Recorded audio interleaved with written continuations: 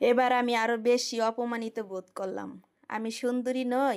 নাম প্রকাশে অনিচ্ছুক এক আপু লিখেছেন, মায়ের আবদার রক্ষা করতে হবু পাত্রের সাথে দেখা করতে এক রেস্টুরেন্টে গিয়েছিলাম গতকাল সন্ধ্যায়। কথা বলার এক পর্যায়ে পাত্র জানতে চাইলো আমি পাত্রের কাছে কত মোহর আশা করি।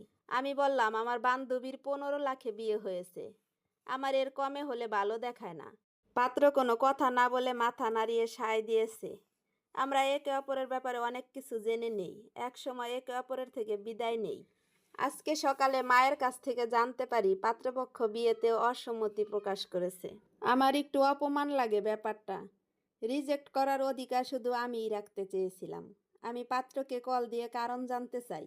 পাত্র বিনয়ের সাথে উত্তর দেয় তার বন্ধুর নাকি প্রাইভেট ভার্সিটির সেরা সুন্দরী মেয়ের সাথে বিয়ে হয়েছে।